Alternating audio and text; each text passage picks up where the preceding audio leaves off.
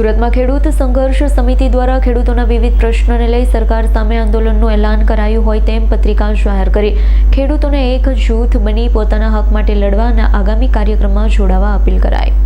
ખેડૂત સંઘર્ષ સમિતિ દ્વારા ખેડૂતોને સંબોધીને જાહેર કરવામાં આવેલી પત્રિકામાં કૃષિ ક્ષેત્રની હાલની સ્થિતિ અંગે ગંભીર ચિંતા વ્યક્ત કરવામાં આવી છે। સમિતિએ જણાવ્યું છે કે ખેડૂતોના પાકના યોગ્ય ભાવ, સહાય અને અન્ય મૂળભૂત પ્રશ્નોમાં સતત અન્યાય થઈ રહ્યો છે, જેના કારણે ખેડૂતો આર્થિક મુશ્કેલીઓનો સામનો કરી રહ્યા છે। પત્રિકામાં ખેડૂતોને સંગઠિત બની પોતાના અધિકાર માટે અવાજ ઉઠાવવાની અપીલ કરવામાં આવી છે। સરકાર સમક્ષ વિવિધ માંગણીઓ રજૂ કરી ખેડૂતોના પ્રશ્નોનો તાત્કાલિક ઉકેલ લાવવા માંગણી કરવામાં આવી। સાથે જ તમામ ખેડૂતોને આગામી આંદોલન અને કાર્યક્રમમાં મોટી સંખ્યામાં જોડાઈ ખેડૂત એકતાનું પ્રદર્શન કરવા અનુરોધ કરવામાં આવ્યો હતો। મારું નામ આહિર દીપકડિયા, સર્વ સમાજ સેના।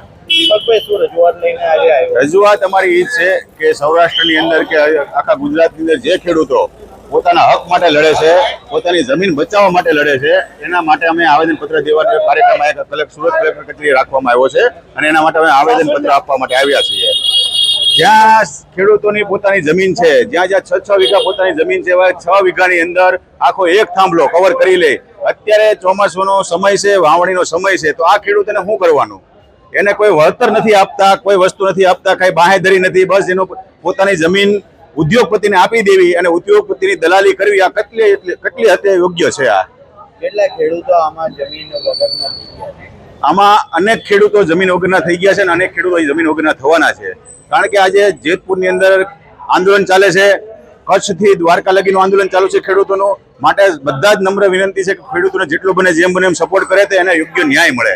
બીજો કયો ખાસ મુદ્દો છે જેના લીધે ખેડૂતો લડી રહ્યા છે? ખેડૂતોને અત્યારે હાલમાં એક વીજળીના જે થાંભલા નાખી રહ્યા છે જે ઉદ્યોગપતિના, એના માટે જ અત્યારે એ મુખ્ય મુદ્દો એ છે।